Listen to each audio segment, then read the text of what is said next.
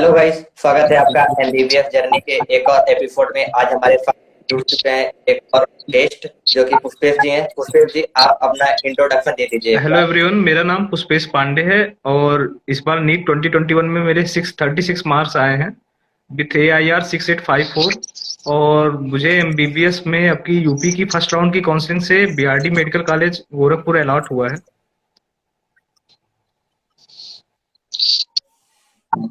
तो पुष्पेश जी, आपकी जो नीट प्रिपरेशन की ये जर्नी रही है वो फर्स्ट टाइम कैसे स्टार्ट की 12th थी? करने के बाद मैं 2019 में कानपुर गया था, वहां मैंने न्यूलाइट कोचिंग स्टार्ट की थी।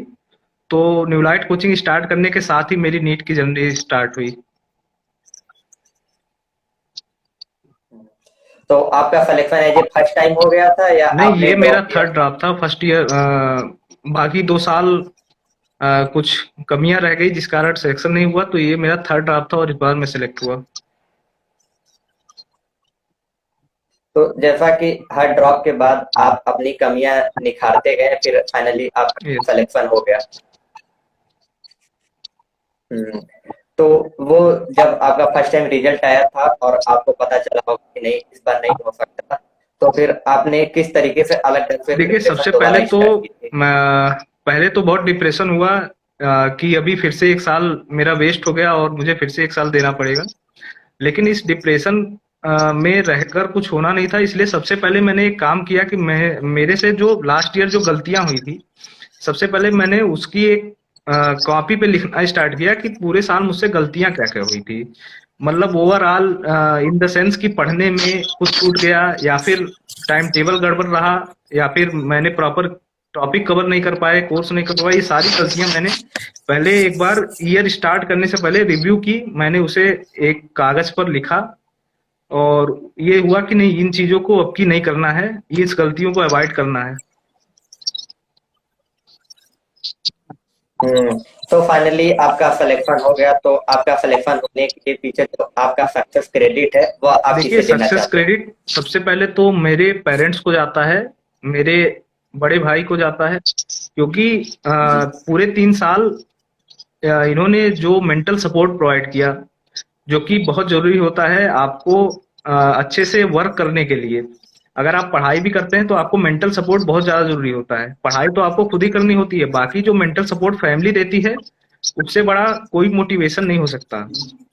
तो फैमिली का सपोर्ट सबसे पहले रहा, उसके बाद से हमारी कोचिंग जो न्यूलाइट इंस्टीट्यूट थी कानपुर की, वो कोचिंग एज ए फैमिली की तरह हम लोग के साथ थी। मतलब जो वहाँ के डायरेक्टर थे डॉक्टर SP सिंह सर, वो मतलब 1 to 1 हम लोग से कांटेक्ट करते थे और समय समय पे हम लोग को मोटिवेट करते रहते थे। तो कोचिंग का सपोर्ट और फैमिली का सपोर्ट रहा, जिस कारण ये सिलेक्शन हुआ।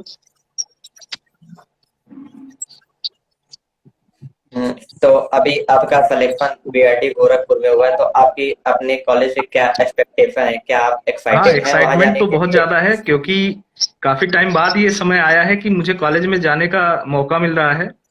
तो अब तक मतलब जिस चीज को हम लोग सोचा करते थे कि कभी वो दिन आएगा कि कॉलेज अलॉट होगा, अब वो दिन आ गया कि कॉलेज का अलॉटमेंट लेटर आ गया।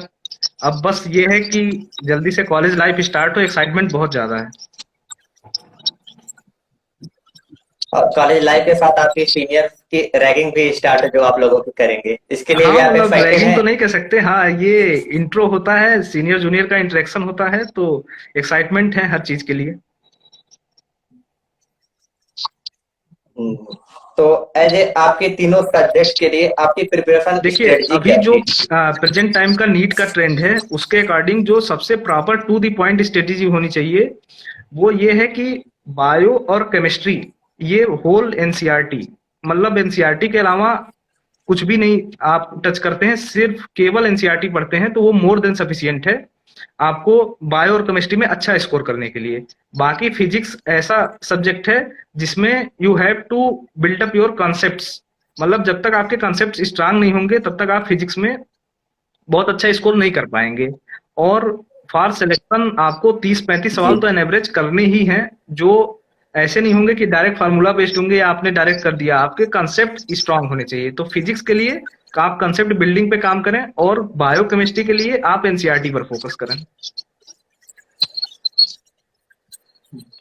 और हमारे जो स्टूडेंट्स ये वीडियो देख रहे हैं, जो कि हमारे आने वाले फ्यूचर डॉक्टर्स होंगे, वो एज ए मोटिवेशन और डिमोटिवेट और होते हैं या डिप्रेस्ड होते हैं, तो उनके लिए क्या सॉल्यूशन है देखिए, आपके हिसाब से? डिमोटिवेट होना बहुत जाहिर सी बात है कि आदमी एक 1 ईयर का जो पीरियड होता है बहुत लंबा होता है, उसमें बीच में उतार चढ़ाव आते रहते हैं। तो कभी क्या होता है कि कोई टेस्ट खराब चले गए या फिर कुछ ऐसी बातें सुनने को मिलती हैं जिनसे डिमोटिवेशन होता है, लेकिन सबसे जरूरी होता है जो हम टेस्ट सीरीज ज्वाइन करते हैं, क्योंकि सबसे बड़ा मोटिवेशन वही होता है। मोटिवेशन और कहीं से नहीं मिलता है। वो जो बाहर के मोटिवेशन रहते हैं वो बहुत थोड़े टाइम के लिए होते हैं कि मुश्किल से 2-3 दिन आदमी मोटिवेट रहता है। जो एक्चुअल मोटिवेशन आती है वो अपने खुद के टेस्ट के स्कोर से आती है। तो आप day by day, test by test अपने स्कोर को इम्प्रूव करते रहें, उससे बड़ी मोटिवेशन कुछ नहीं हो सकती। और जब आप कभी भी डिमोटिवेट हो तो अपने प्रीवियस टेस्ट के स्कोर को देखें कि नहीं, मैंने इतना अचीव किया है, मुझे इतना और करना है, मैं यहाँ तक कर चुका हूँ, मुझे बस थोड़ी मेहनत और करनी है कि मेरा सिलेक्शन हो जाएगा। तो उससे बड़ा मोटिवेशन कुछ नहीं हो सकता। हम्म, तो जैसे एज ए कई स्टूडेंट के साथ ये होता है कि आई मीन आपके साथ और बहुत लोगों के साथ ऐसा ये भी हुआ हो कि आप टेस्ट देते हैं, मॉक टेस्ट सीरीज ज्वाइन करते हैं और लगातार मेहनत करने के बाद भी आपके नंबर्स नहीं इंप्रूव होते हैं, तो उस सिचुएशन में देखिए, आप क्या करते सबसे थे? पहली बात तो अगर आपके नंबर इंप्रूव नहीं हो रहे हैं तो उनके कुछ बेसिक रीजन होते हैं। Basic reason in the sense कि अगर वो टॉपिक वाइज टेस्ट है तो या जी। तो वो आपका पर्टिकुलर टॉपिक वीक है, या फिर आपसे सिली मिस्टेक हुई है, या तो आपने मतलब प्रॉपर टाइम नहीं दे पाया है, आपने कोर्स नहीं कंप्लीट हुआ। इससे इसके अलावा कोई पांचवा रीजन नहीं होता है। तो सबसे पहला काम ये करना चाहिए कि हर टेस्ट के बाद आप उस टेस्ट की पूरी एनालिसिस करें with zero tolerance. Zero tolerance in the sense, अगर आपने कोई क्वेश्चन तुक्के से भी सही कर दिया है तो उसे आप ये मत माने कि ये क्वेश्चन सही है, आप ये माने कि ये क्वेश्चन मुझे नहीं आ रहा था। तो इस जीरो टॉलरेंस के साथ आप उस पूरे पेपर को थॉरोली देखें कि इसमें मेरी गलतियां क्या हुई हैं, और एक कॉपी पर उस गलतियों को लिखते जाएं कि इस पर्टिकुलर टेस्ट से मेरे कॉन्सेप्ट कमजोर पड़ गए, या फिर मेरी टाइमिंग नहीं बैठ पाई, मुझसे सीधी मिस्टेक हुई। फिर उन गलतियों पर वर्क करें, इससे स्कोर जरूर इम्प्रूव होगा। तो तो पुष्पेश जी, आपने अपनी प्रिपरेशन के लिए रिसोर्सेस क्या देखिए, क्या यूज किए थे? रिसोर्सेस क्या है कि जितने लिमिटेड होते हैं उतने कारगर होते हैं। तो एक तो मेरी कोचिंग जो मैंने ज्वाइन कर रखी थी, दूसरा एनसीईआरटी, और तीसरा मैंने फिजिक्स के लिए डीसी पांडे बुक लगाई थी, और NCERT at your finger tip. ये बायो फिजिक्स और केमिस्ट्री के लिए मैंने यूज की थी, और बायो के लिए ओनली एनसीईआरटी, बाकी मैंने कुछ नहीं यूज किया था। बस इतने ही रिसोर्सेस थे, और ये मोर देन सफिशियंट है स्कोर अच्छा करने के लिए। आई थिंक एनसीईआरटी सबसे ज्यादा एनफ है और जरूरी भी है बिल्कुल एज ए बिल्कुल। प्रिपरेशन के लिए। तो जैसा कि मेरी आपसे बात हुई थी, आपने बताया था कि जिस टाइम आपका सिलेक्शन हुआ उसके पहले आप उस टाइम मतलब उस बैच के लिए घर पर हाँ, रहकर प्रिपरेशन की थी। तो एज ए ड्रॉपर कानपुर से फिर ये घर तक का सिलसिला जैसे ऐसा जब क्यों हो कोविड गया? आया लास्ट ईयर, तो करीब मार्च के आसपास हम लोग वही होली की छुट्टी से हम लोग फिर से कानपुर गए थे। तो उसके करीब 7 दिन बाद हमें फिर से आना पड़ा था। तो तब से ऑनवर्ड मैंने लास्ट ईयर का भी लगभग मार्च के पहले की प्रिपरेशन कानपुर तक की थी। मार्च के बाद से मैं घर ही आ गया था। तो वो वाला जो नीट का थोड़ी कमी रही, वो उसका रीजन यही था कि प्रॉपर मैंने लास्ट टाइम रिवीजन नहीं कर पाया। और उसकी इसलिए अब की जब मैंने सेशन स्टार्ट किया इस ईयर का, तो सबसे पहले मैंने अपने टीचर से बात की कि आप मुझे ऑनलाइन आना चाहिए या ऑफलाइन। तो उन्होंने बोला कि मतलब स्कोर अच्छा है तो आप ऑनलाइन भी इम्प्रूव कर सकते हो। तो उन्होंने मुझे सजेशन दिया कि ऑनलाइन करो, तो मैंने घर से ही कंटिन्यू किया। उसके बाद से मैंने ये देखा कि लास्ट ईयर मेरे घर पे रह के तैयारी करने में मुझसे क्या क्या गलतियां हुई थी। तो उन गलतियों को इस बार मैंने जब घर से प्रिपरेशन स्टार्ट की जी। तो उन चीजों को मैंने कम करना स्टार्ट किया, और उसका रिजल्ट ये रहा कि इस बार स्कोर काफी अच्छा है। हम्म, तो जैसा कि कई सारे स्टूडेंट्स का ये मतलब डाउट रहता है कि हम घर पर रहकर प्रिपरेशन नहीं कर सकते, तो आप उनके लिए बताइए कि वो घर पर रहकर कैसे प्रिपरेशन कर सकते हैं देखिए, जिससे उन्हें बाहर ना जाना पड़े। आई थिंक अब तो ऑनलाइन कोचिंग यस, क्लासेस भी आ तो गए हैं देखिए, अच्छे घर अच्छे। पे रह के प्रिपरेशन करना काफी इजी है और काफी बेनिफिशियल है।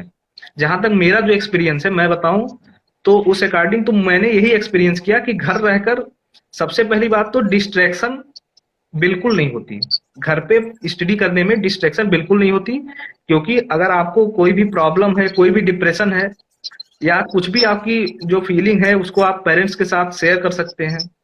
आपको वो मेंटल सपोर्ट मिलता है जी। पेरेंट्स का। और दूसरी बात कि आपका टाइम वेस्ट नहीं होता। बाहर रहने में, हॉस्टल में रहने में बहुत सारी चीजें ऐसी होती हैं जिनमें टाइम वेस्ट हो जाता है। तो घर पे रह के दो चीजें जो सबसे इंपॉर्टेंट होती हैं, वो एक तो आपका टाइम वेस्ट नहीं होता, दूसरा आपको मेंटल सपोर्ट और मोटिवेशन पेरेंट्स के थ्रू मिलती रहती है, जो कि बहुत जरूरी है।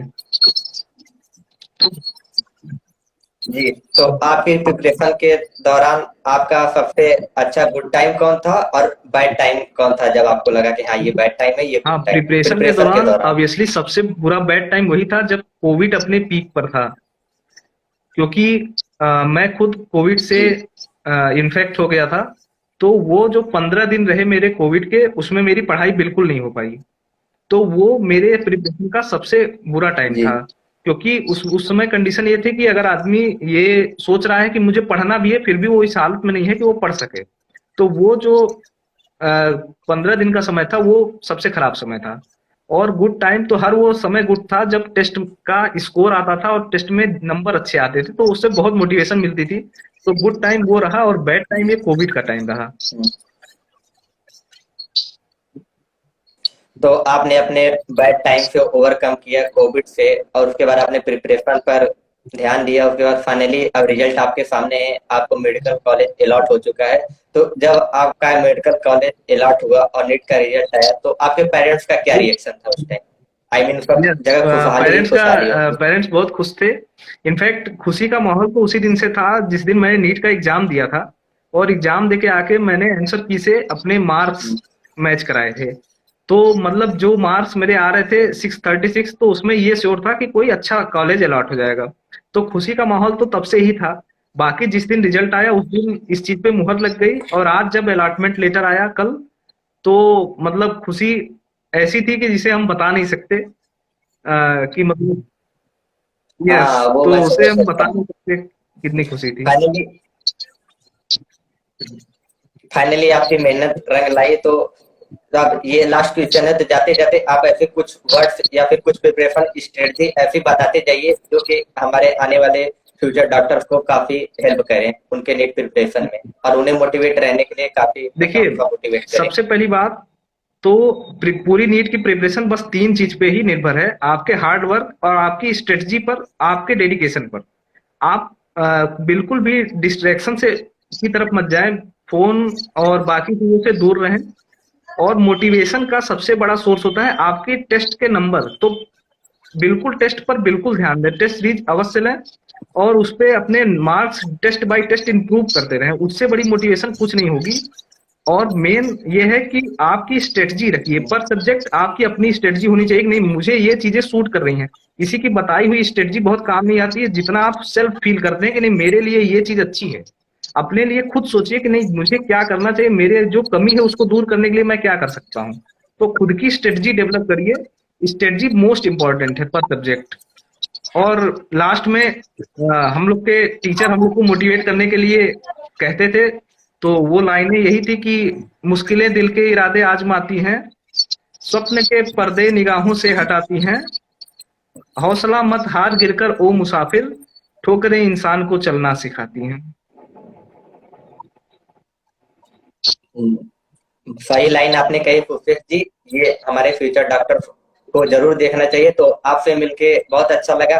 कुछ दिनों बाद हम आपसे फिर एक इंटरव्यू या फिर प्रिपरेशन स्ट्रेटजी पर लाइव सेशन करेंगे, तो फिर आपसे मिलेंगे next. Thank you welcome. Very much.